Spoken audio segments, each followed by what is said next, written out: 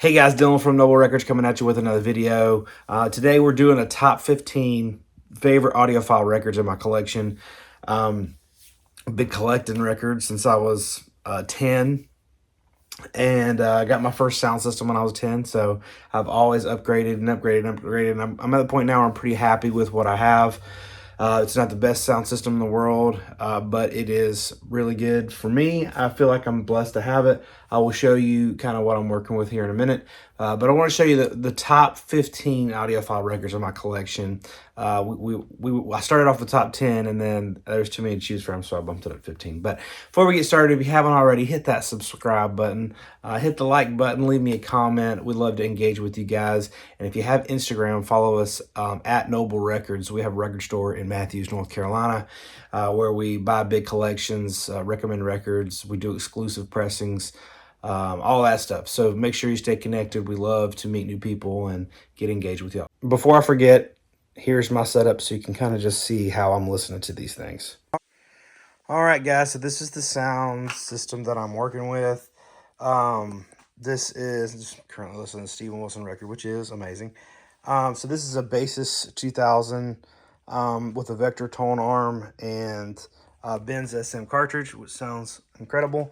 Macintosh 275, and then this is the Macintosh MA 6500, which is also awesome.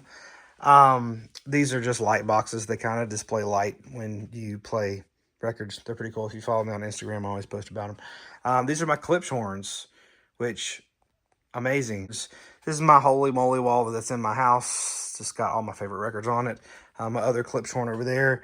This is my audiophile stuff. So this is all MoFi stuff, and this is all like analog productions stuff mostly. So that is kind of my setup and what I enjoy my music on. I won't say that this is like 100% in order. I really didn't think about the order that much, but my tops are my tops, you know? So like I would say like the top 5 are actually like the top 5. Anything down from that is just kind of, they're all so good. It's hard to put them in order, so I'm not going to. And we'll talk about some of the labels, you know, and all that stuff, obviously, as well. Again, this is not to say that these are the best audiophile records in the world. These are not to say any of it. It's just my personal favorite audiophile records that get the most spin time on my system, because either I love the music or they just sound so good. I'm always listening to them. You know, there's certain records that when you want to hear your system sing, you throw them on, you know what I mean? So number 15 is Helen Merrill. This is an absolute phenomenal record. A few years ago, I found an original of this, and it was like super clean, and I was offered a lot of money for it, so I sold it. Kind of regret it, honestly, but it is what it is. I'll find another one.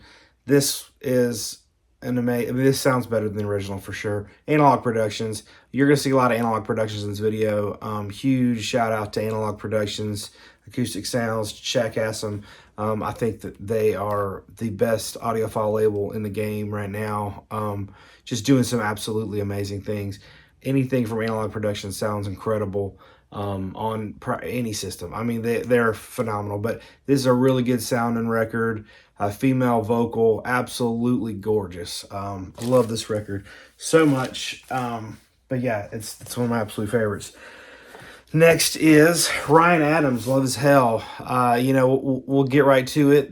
The MoFi thing happened, you know, but the way I see it, I do think it's kind of silly that everyone loved MoFi and listened to the records and ran and raved about them.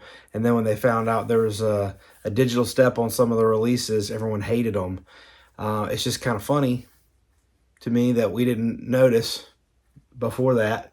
But now that we know, then we're mad about it. So for me, I do understand the controversy, and I actually made a whole video about this, so I don't even talk about it at all.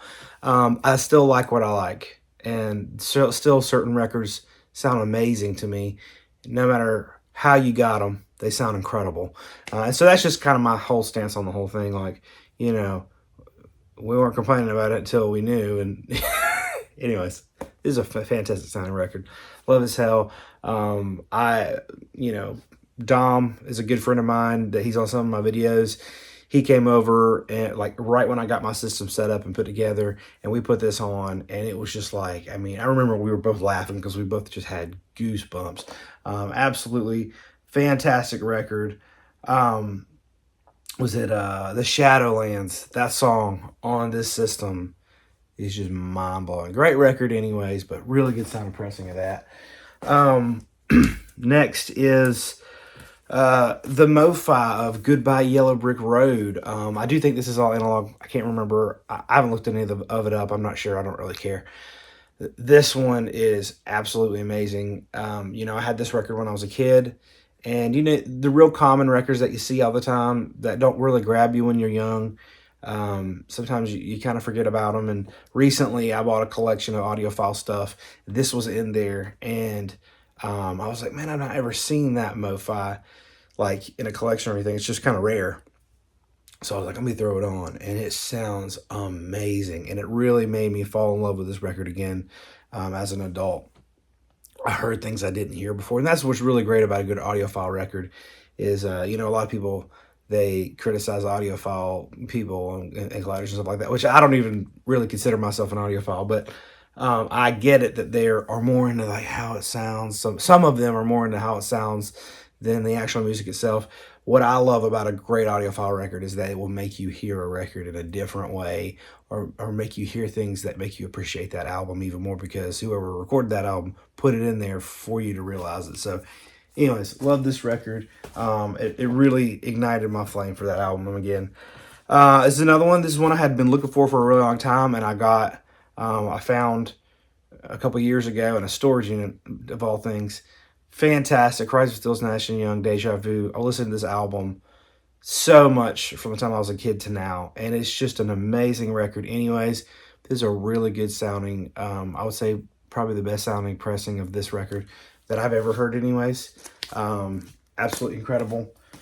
Next one is Marvin Gaye, What's Going On, Ultra Disc One Step. I do still buy the Ultra Disc One Steps. I think they sound great. Do they sound as good as the analog production stuff?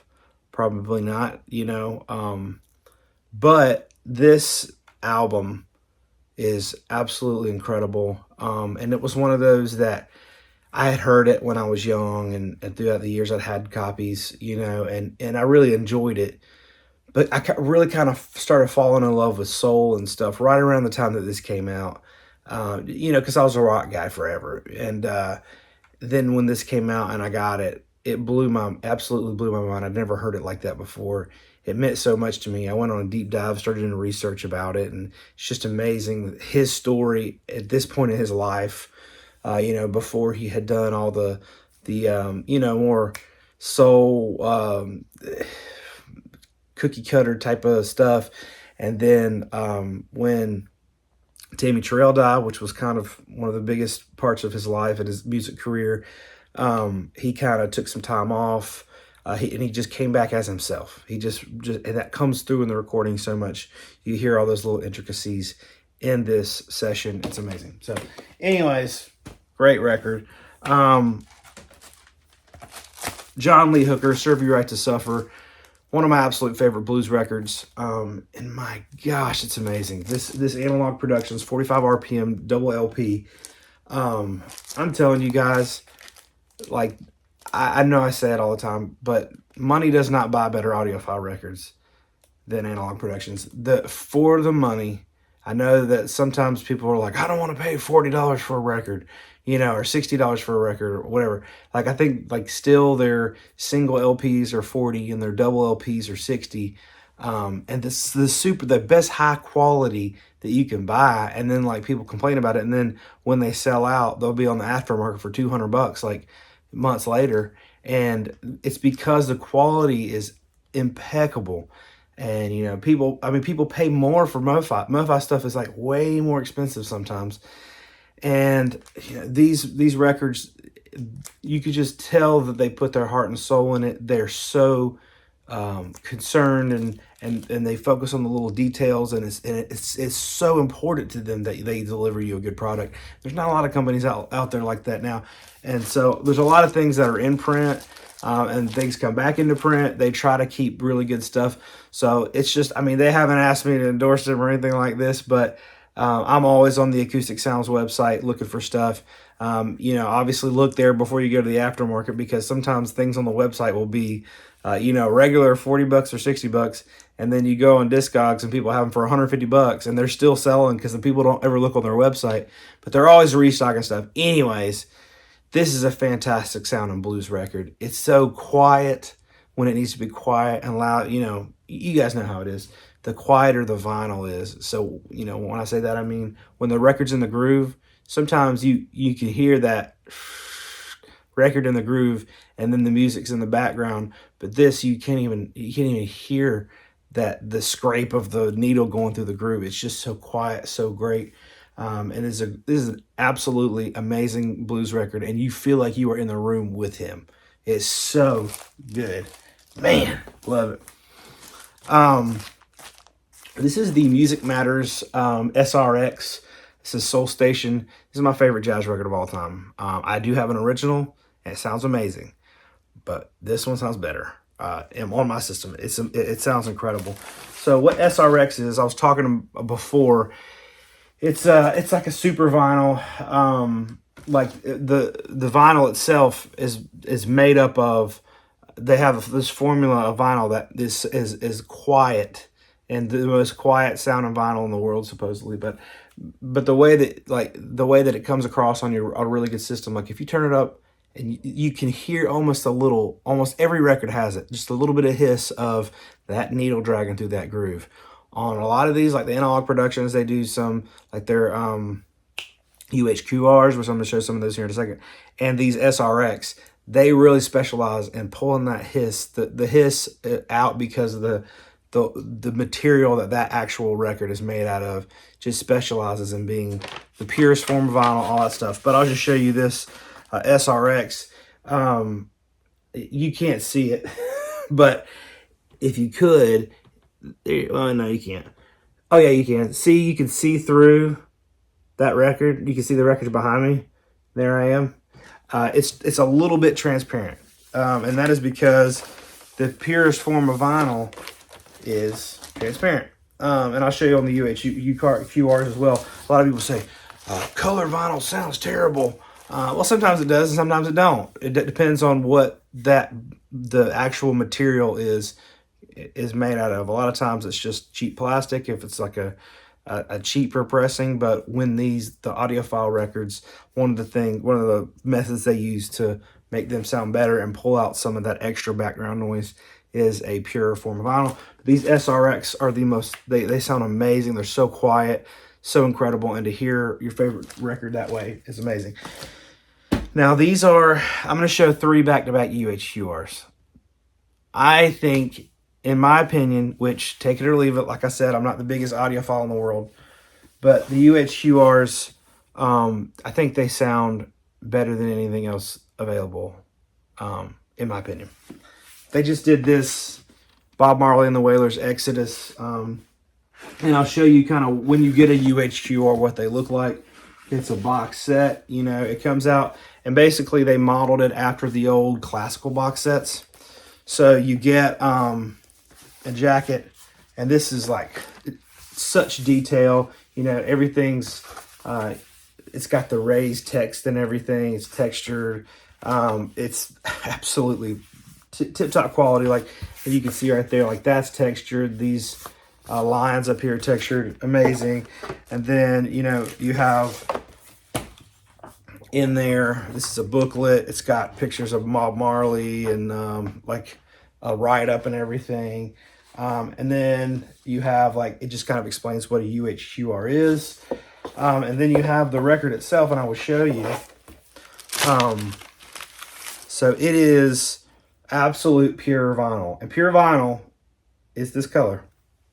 Sometimes they add black dye to it to make it black, but that is with no impurities, nothing. So this, people say, oh, it's colored vinyl. It's not colored vinyl, it's pure vinyl. Black vinyl is actually colored vinyl. So anyways, and also I wanted to show this flat profile thing. So this is something that they talk about a little bit. Your disc shape, so that's the edge of the record, that's the center of the record. Like on A standard record, you know, it starts and then kind of moves up because the middle is thicker than the edge.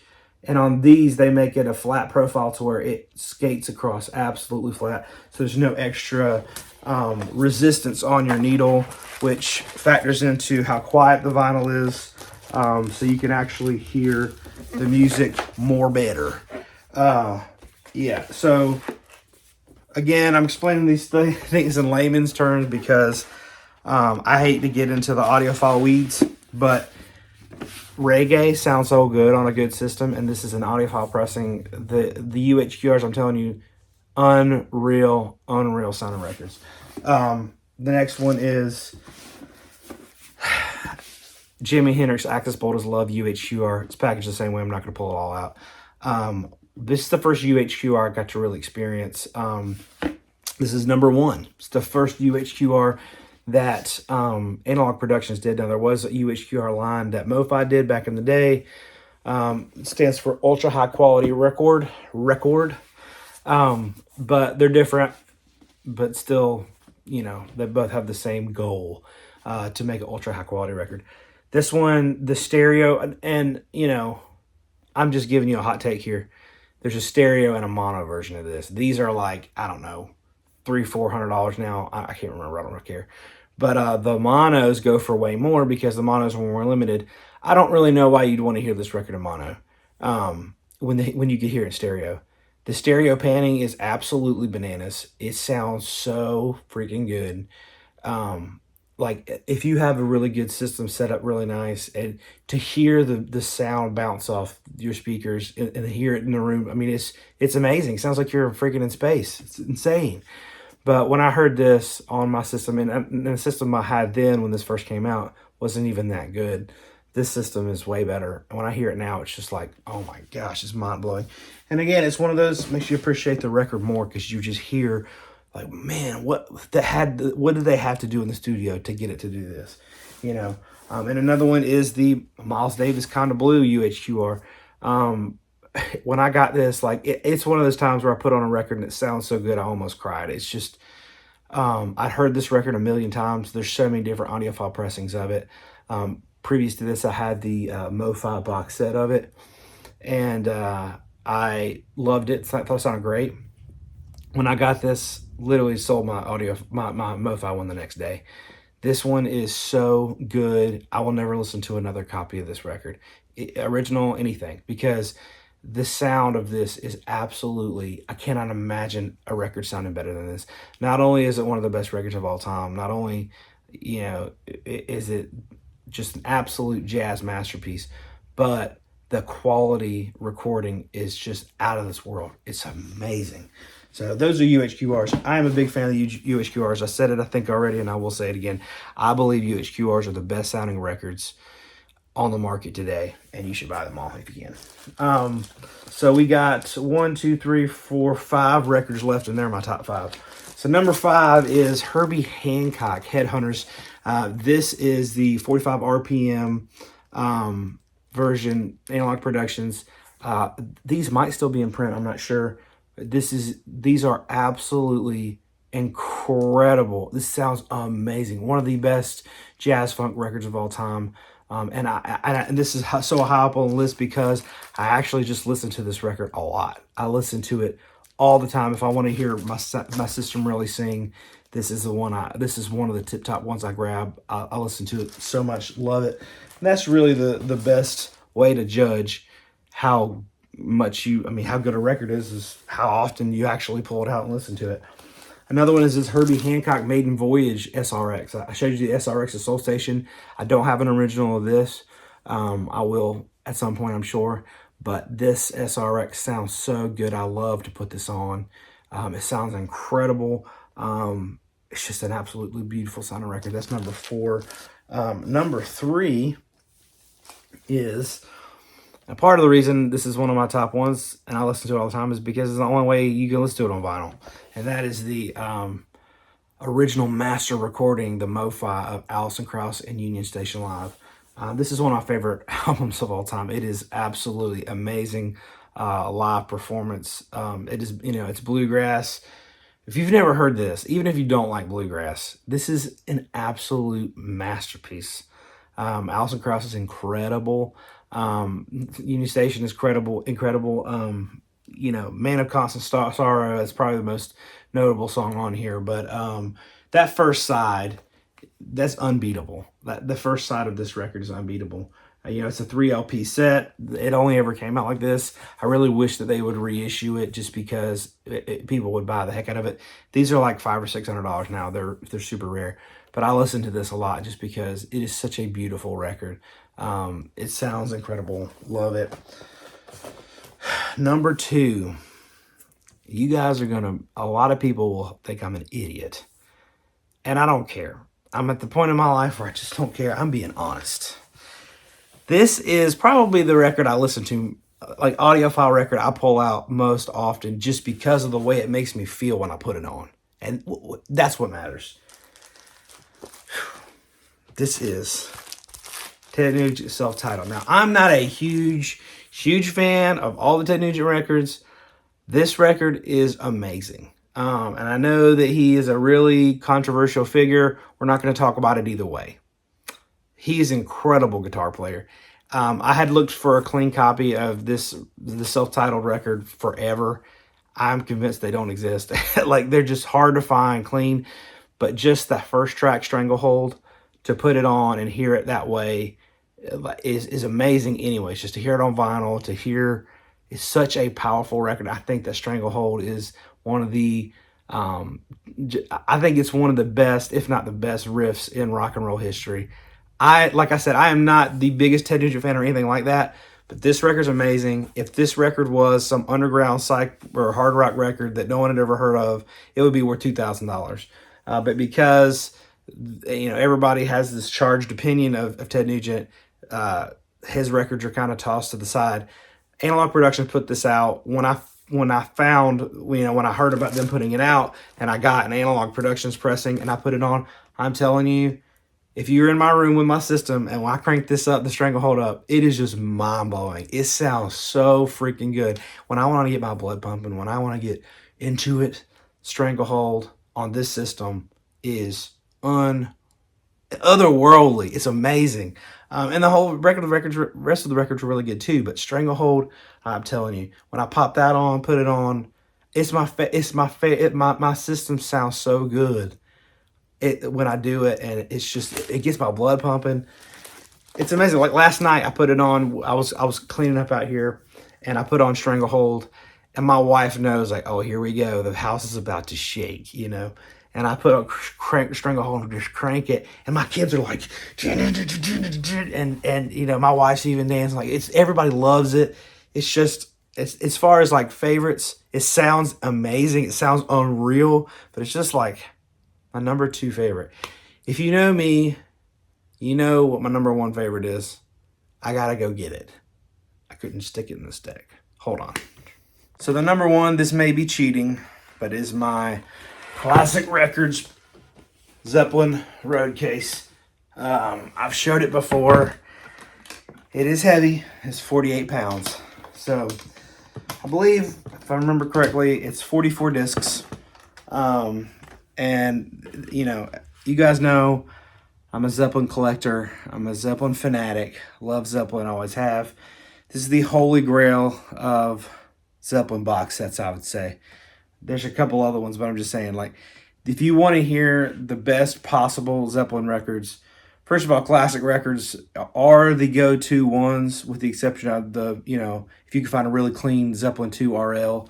But otherwise, Classic Records is really the best sounding Zeppelin records. These are super nerdy, super high quality. They're 200 gram, 45 RPM, single-sided. So what I mean by that is each album, so this is all of their albums and Song Remains the Same. Each album comes with the outer sleeve, and then it comes with so it's 4 discs if it's a single LP, and 8 discs if it's a double LP. So this is Led Zeppelin 1 is 4 discs. Physical Graffiti is 8. So basically, you have, like, this one just has it's the first disc. It's Good Times, Bad Times, and Babe, I'm Gonna Leave You. So it's got those two 45 RPM, and the backside is blank. So basically, I believe the reason for the single-sidedness is that when you press a record on the other side, the vibration or whatever from the machine, it somehow factors into the overall noise on the record. I don't know that single-sided really makes that much of a difference, but I will say this. Like, I have my regular classic records pressings, and again, they sound incredible. They're 33 RPM. I still have them, you know. I had those forever, was really happy with them because I was like, there's no way I'll ever get this. And I got the opportunity to get one, bought one. I got a really, really good deal on it. The guy that sold me this, you may be watching this video, I really appreciate it because I never would have, you know, been able to get one. Otherwise, he knew I was a Zeppelin collector, and he's like, listen, if you listen to this, you'll never hear Zeppelin like that again. And I was like, well, we'll see. I got it. I felt bad about spending that much money, but when I put it on my system, I was like, how much better could it possibly be than the classic records pressings already are? I don't know what caused it to be better, but I'm telling you, absolutely unreal. These are the best sounding records in my collection, and Led Zeppelin is my favorite band. So I have it seated up at the top as my crown jewel of my collection. When I pull it down, I'll listen to all of it. So now that I pulled it down, I got to listen to all of it. But it is just unreal to hear like that. So I made a whole video about this box set if you want to learn more about it. That video, you can watch it. You know, I'll put a link in the description. But anyways, thank y'all for watching this. Leave me a comment. I'm sure there's some people that have very controversial opinions about Audiophile because that's the nature of the community. Again, I'm just doing this for fun. This is not a definitive list of the best ones ever. It's just my favorites. So thank y'all for watching. Hope you're having a great day, and we'll see you next time.